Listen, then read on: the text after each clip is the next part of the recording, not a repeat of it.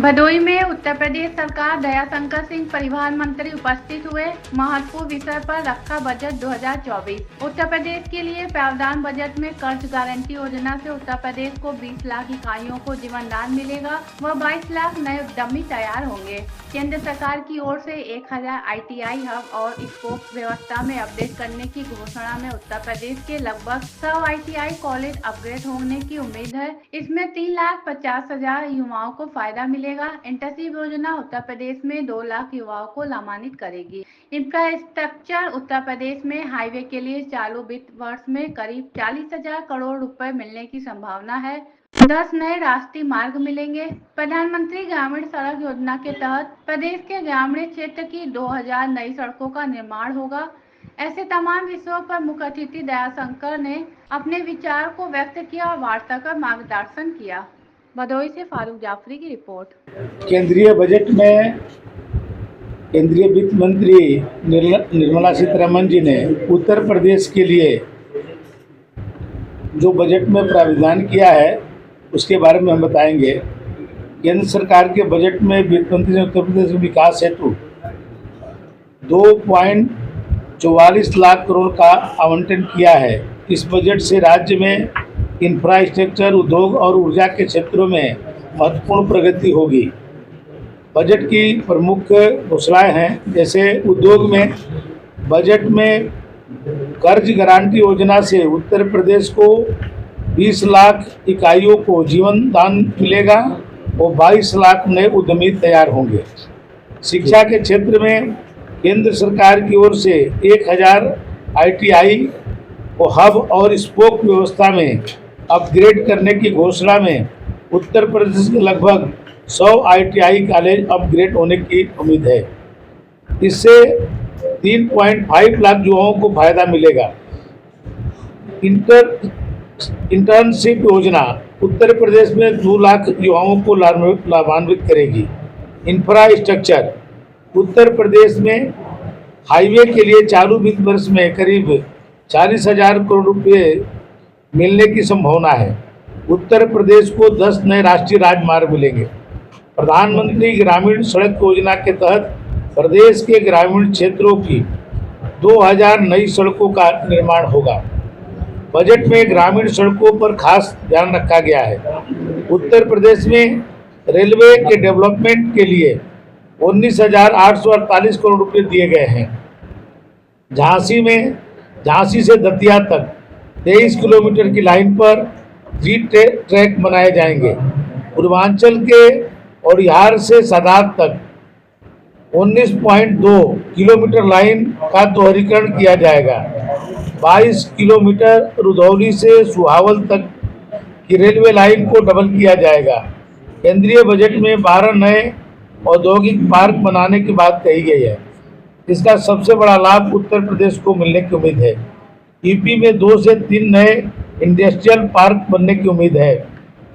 सरकारी योजना PM सूर्य योजना के तहत उत्तर प्रदेश की 20 लाख परिवारों को लाभ मिलने की उम्मीद है। प्रधानमंत्री आवास योजना के तहत उत्तर प्रदेश में कुल 20 लाख शहरी प्रधानमंत्री आवास और 25 लाख ग्रामीण प्रधानमंत्री आवास मिलेंगे।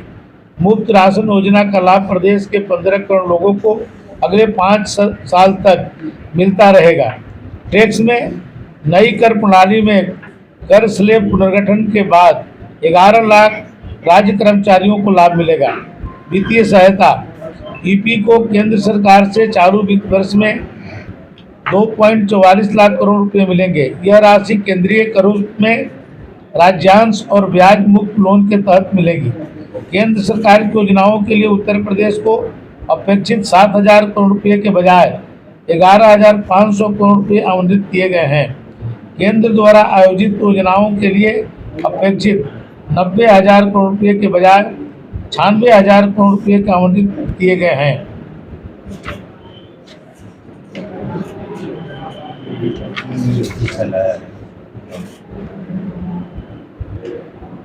विपक्ष द्वारा बजट में उत्तर प्रदेश को कुछ नहीं मिलने पर सरकार को घेरा जा रहा है, लेकिन बजट में उत्तर प्रदेश को सबसे अधिक अंश मिला है। केंद्र सरकार ने उत्तर प्रदेश के इंफ्रास्ट्रक्चर और उद्योग को उभारने के लिए 2.44 लाख करोड़ का आवंटन किया है, जो राज्य की प्रगति में मील का पत्थर साबित होगा। केंद्र सरकार से सहायता प्रदेश की आर्थिक स्थिरता को मजबूती प्रदान करेगी एवं प्रदेश के 3 ट्रिलियन इकोनॉमी के संकल्प को हासिल करेगा। यह बजट राम राज्य के संकल्प को साकार करने वाला बजट है। उत्तर प्रदेश में रेलवे के डेवलपमेंट के लिए 2 नई राशि यूपीए सरकार के 10 वर्ष के कार्यकाल के तुलना में 18 गुना है। बेरोजगारों के मुद्दे पर लोगों में भ्रम फैला रही विपक्षी पार्टियों के लिए यह बजट उन्हें मुद्दा विहीन बनाने का काम करेगा। बजट गरीबों, किसानों, महिलाओं और युवाओं के लिए समर्पित है। इस बजट के लिए उत्तर प्रदेश को उत्तम प्रदेश बनाने की एक मजबूत नींव रखने की काम किया गया है। जी, आपके विभाग का मामला है।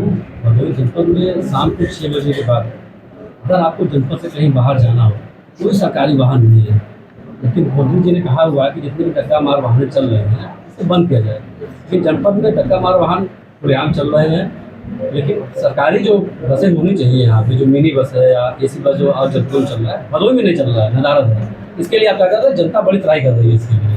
अभी अपने पार्टी के पदाधिकारी जिलाध्यक्ष जी के साथ हम लोग बैठेंगे। जहाँ जहाँ से कहा जाएगा जो आवश्यक होगी तुरंत बस चलाया जाए।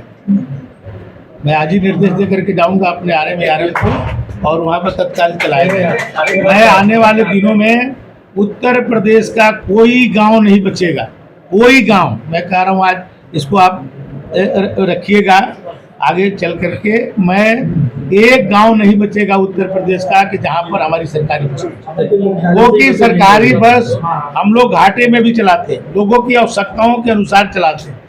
हम अब 1600 नई रूट हम रिफॉर्म किए हैं, 1600। उसके लिए बसों को लेने के लिए हम जो है टेंडर करने जा रहे हैं। अभी 5000 हम इलेक्ट्रिक बसों के टेंडर कर चुके हैं। 7000 बसें अभी हम कुंभ से पहले नहीं खरीद लेंगे। 3600 बसें जब से मैं मंत्री बना हूँ 3600 बसें हमने खरीदा है। तो हम फ्लीट को बढ़ा रहे हैं।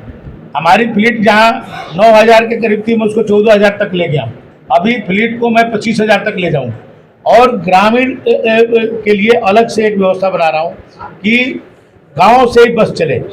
रात में बस जाकर गांव में खड़ी हो जाए, वहीं का ड्राइवर रहेगा, वहीं का कंडक्टर रहेगा, वहीं का क्लीनर रहेगा। सुबह 7 बजे से लेकर 9 बजे तक बस वहाँ से निकल जाए और जिला मुख्यालय पर वहाँ से ब्लॉक तो तहसील होते हुए जिला मुख्यालय पर 10 बजे से पहले पहुँच जाए।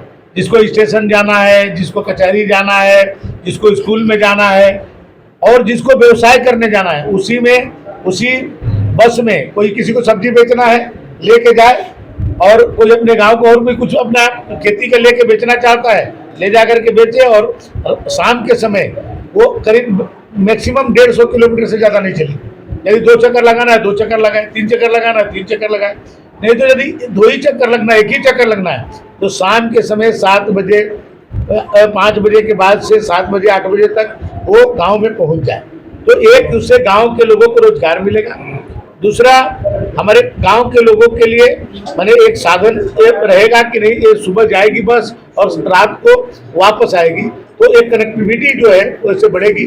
इसमें मैं छोटी बसें भी चलाऊंगा। अभी तक क्या है कि हम लोग बड़ी बसें चलाते हैं और बड़ी बसें के मानिए कि वहाँ पर यदि यात्री नहीं मिलते हैं तो घाटे में लगने लगता, बाद में बंद करना पड़ता है। अब मैं जहाँ पर उसका लोड फैक्टर को हम सर्वे करा रहे हैं, उस लोड फैक्टर के तहत जैसे किसी गाँव में मान लीजिए कि प्रतिदिन लोग जो है जिला मुख्यालय पे 20 लोग जाते हैं तो हम छोटी बस चलाएंगे। वहाँ 30-40 लोग प्रतिदिन जाते हैं तो 32 सीटर चलाएंगे। वहाँ पर फुल यात्री हैं तो हम वहाँ पर 52 सीटर चलाएंगे। इस तरह का हम कर रहे हैं। 1600 सेक्टर और 1600 का मतलब कई हजार बसें उसमें लगेगी। बीजेपी की सरकार लगातार 2 बार रही है सेंटर में, स्टेट में। कई मंत्री आए गए, उन्होंने कहा कि यहाँ पे बसें चलाई जाएंगी, लेकिन आप तो चला नहीं। यहाँ पे बस स्टैंड भी बनाया गया है, यहाँ भदोही में वो खंडार हो गया बन के। मैं आज आपसे कह रहा हूँ, आज कह के जाऊँगा 1 हफ्ते के अंदर बस चलेगी। मंत्री जी, ऐसा तो नहीं कि हर बार की तरह केवल बड़े जनपदों को ये सौगात मिलेगी और भदोही जैसे छोटे जनपदों को फिर उपेक्षा का शिकार होना पड़ेगा? देखिए, मोदी जी और योगी जी की सरकार में समाज के अंतिम व्यक्ति जहाँ पर अभी विकास नहीं पहुँचा है वहाँ से विकास हो रहा है।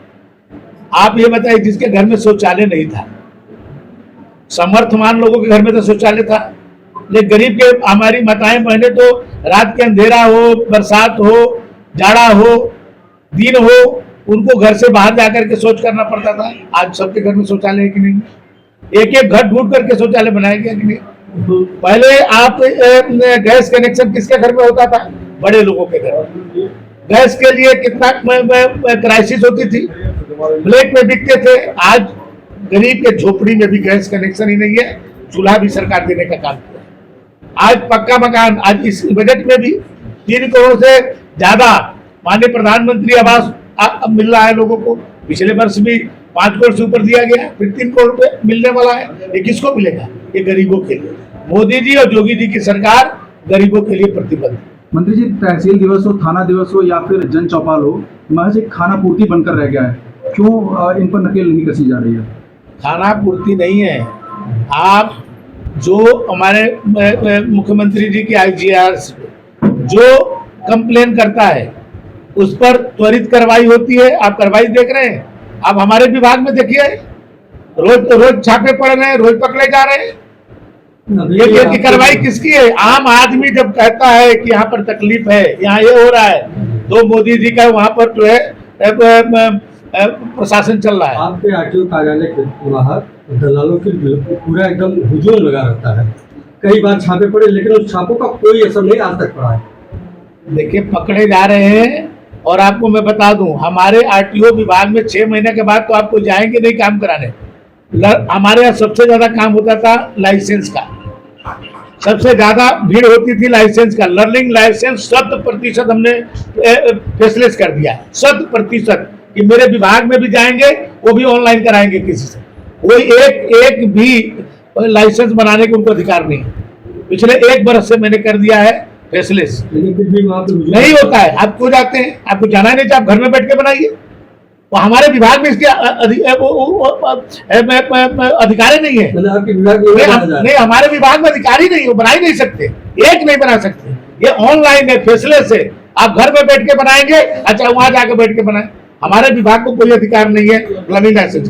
परमानेंट लाइसेंस के लिए हर जगह अभी मंडल स्तर पर हमने जो है ड्राइविंग ट्रेनिंग इंस्टीट्यूट बनाया है। मंडल स्तर पे अपनी सरकारी ड्राइविंग ट्रेनिंग इंस्टीट्यूट ऑटोमेटिक होगा, वो सेंसर से युक्त रहेगा, उस पर कोई मैनुअल नहीं रहेगा। आप जैसे हम लोग कहीं जाते हैं होटल में, तो कोई अपने से दरवाजा खुल जाता है, आदमी को देख करके सेंसर से, उसी तरह से पूरा सेंसर लगा रहेगा, लगा हुआ है, और उससे चेक किया जाएगा उसके जो है परमानेंट लाइसेंस के लिए। और लास्ट में जाएगा तो कंप्यूटर उसको पास कर देगा, फेल कर देगा। यदि फेल हो जाएगा तो कोई उसको मैनुअल पास नहीं कर सकता।